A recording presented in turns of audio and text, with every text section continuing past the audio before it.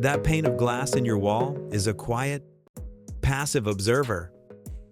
You look through it every day, watching the seasons change, the rainfall, a neighbor walk their dog. It is so fundamental to the concept of a room that we barely notice it's there. But what if that simple sheet of silica is one of the most powerful and underrated technologies in human history?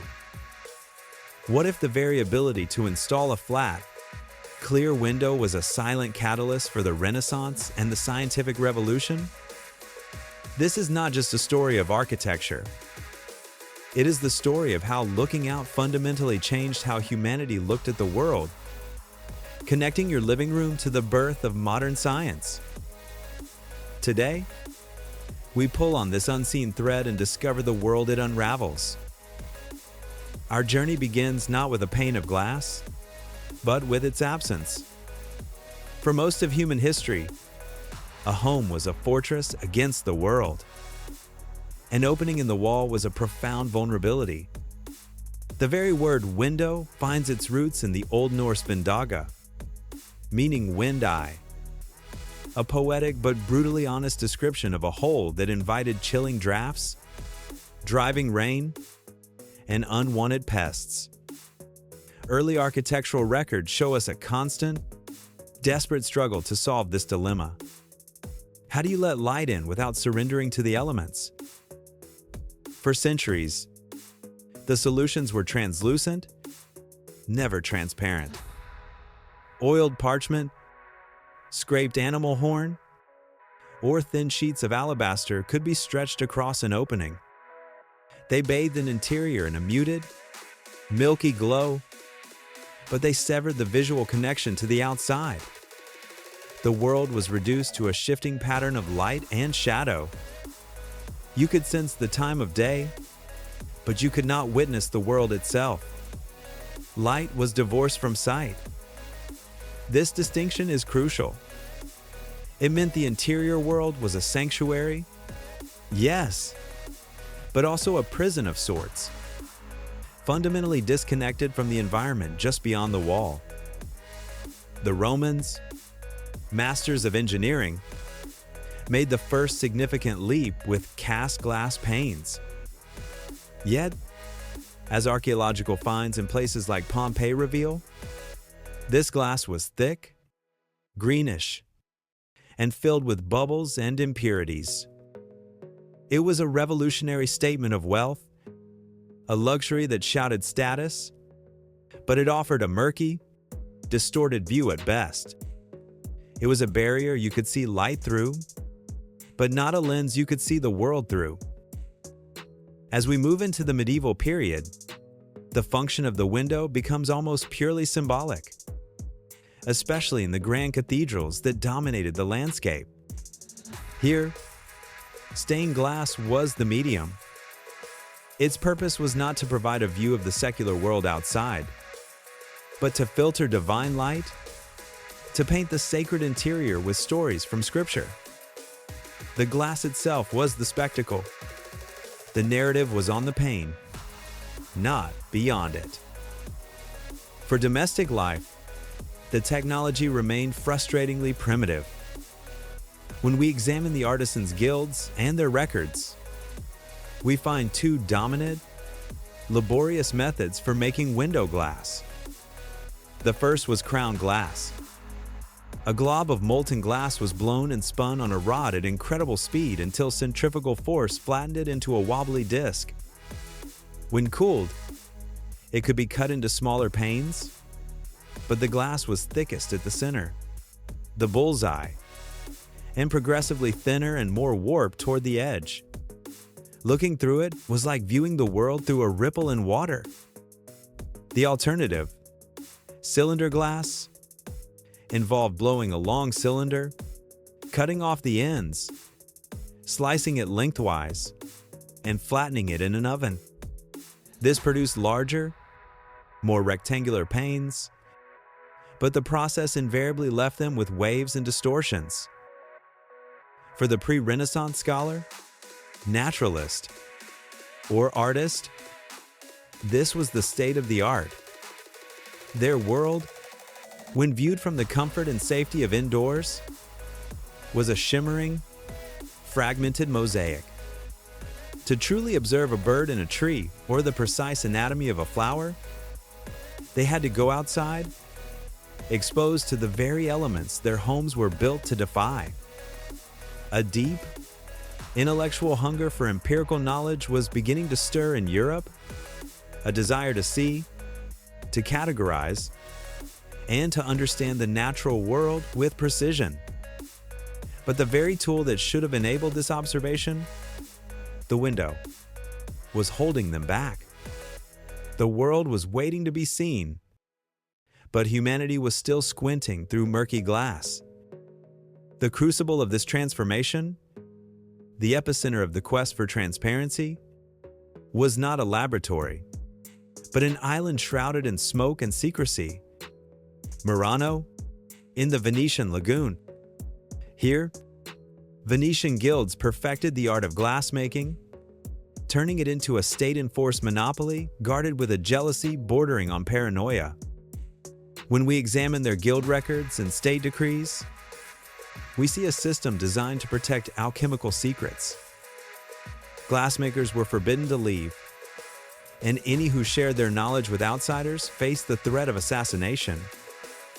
What they were protecting was the closest thing the world had to clear glass, but even their masterful crown and cylinder methods were bound by the inherent physics of spinning and blowing. The tyranny of distortion remained. The true ordeal was a battle against gravity and heat. The challenge was immense. How to create a sheet of glass that was perfectly flat, perfectly uniform, and perfectly clear. The breakthrough, detailed in early industrial patent filings from 17th century France, was a process as brutal as it was brilliant. The invention of plate glass. It began not with a puff of air, but with a flood of fire. Molten glass, heated to a precise, viscous state, was poured onto massive iron casting tables. A heavy copper roller, like a giant rolling pin, was then drawn across the molten river, forcing it into a sheet of near uniform thickness.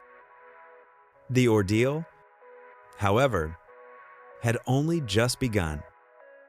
This rough, opaque plate was the raw material, not the finished product. What followed was a Herculean task of labor. The massive plates were moved to grinding beds, where, for days on end, they were scoured with progressively finer grades of sand and emery. Finally, they were polished with felt blocks and iron oxides until, slowly, miraculously, a flawless transparency emerged from the cloudy slab. The cost was astronomical, the labor immense. For the first time, however, a human being could place a barrier between themselves and the outside world that did not compromise their vision. It was a luxury reserved for palaces and the homes of the hyper-wealthy, but its impact on the culture of seeing was immediate and profound. This wasn't just a better window, it was a new tool for perception. When we look closer at the art of the Dutch Golden Age, at the paintings of Johannes Vermeer, for instance, we find the window is no longer just a compositional element. It is the protagonist. It is the very source of the soft, directional light that gives his subjects such breathtaking realism and quiet dignity. Sociological studies of the period argue that the artist's studio was transformed into a laboratory of light.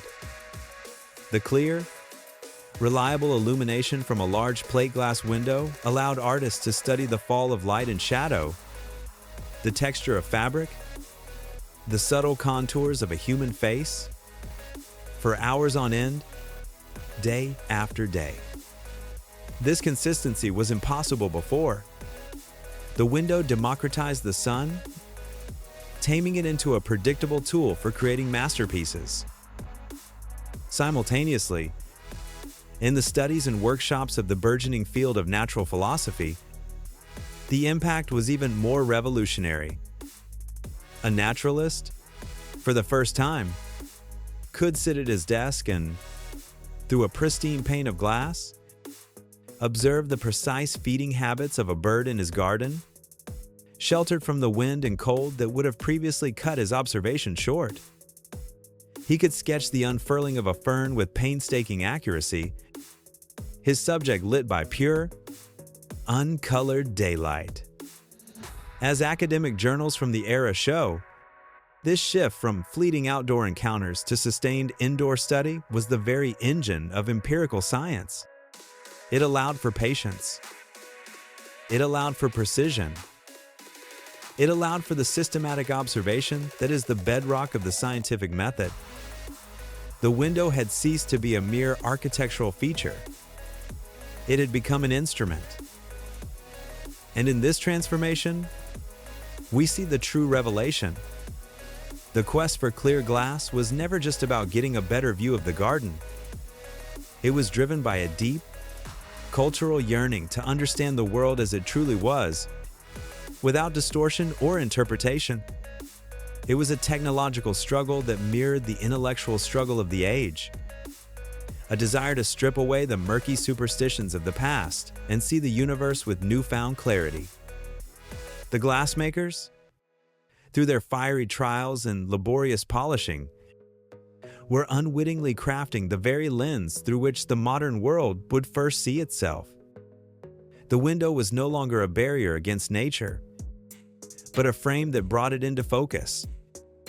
The elixir of transparency, once brewed in the exclusive furnaces of royal manufactories, could not be contained forever. The Industrial Revolution, with its steam-powered engines and relentless drive for mass production, took this elite technology and delivered it to the world. New processes, like the cylinder and plate methods, were refined and scaled. As patent drawings and industrial archives of the 19th century show, the cost of clear, flat glass plummeted. Suddenly, the ability to see the world without distortion was no longer a privilege of kings, but a defining feature of the modern home. The window had returned from its ordeal, and it brought with it a profound transformation of society. This was the dawn of what architectural theorists called the transparent society. The very skin of our buildings began to change. The heavy, opaque masonry that had defined structures for millennia gave way to lightness and openness. The window ceased to be a punctuation mark in a solid wall and became the wall itself. From the Crystal Palace of 1851, a staggering monument of iron and glass, to the steel-framed skyscrapers of the 20th century, architecture was fundamentally reimagined around the new possibilities of glass. The relationship between inside and outside was inverted. We were no longer hiding from the world. We were framing it, commanding it, inviting it into our living spaces with a newfound confidence. Nowhere was this transformation more visible than on the city street. The invention of the large plate glass shop window in the late 19th century was a catalyst for modern consumer culture. Before it, a shop was an interior space you entered to inquire about goods. With the shop window, commerce became a visual spectacle. Suddenly, the street was a gallery of desires, its sidewalks lined with carefully curated displays of fashion, furniture, and food, all presented for consumption behind an invisible, protective barrier. It created a new public ritual, window shopping, and fundamentally rewired the engine of retail from one of necessity to one of aspiration. And finally, the elixir seeped into our very well-being. When we look at the evolution of public institutions like hospitals and schools, we see a conscious shift toward designs that maximize natural light. Medical and psychological studies began to correlate sunlight and a view of the outdoors with faster healing, improved mood, and better learning. The window was prescribed as a form of medicine, a connection to the rhythms of nature that we had spent centuries trying to block out. It became an essential component of a humane environment, an acknowledgement that our inner world is deeply connected to the one just outside the glass. The triumph was complete. The humble window was no longer just a component of a building. It had become an indispensable technology for art.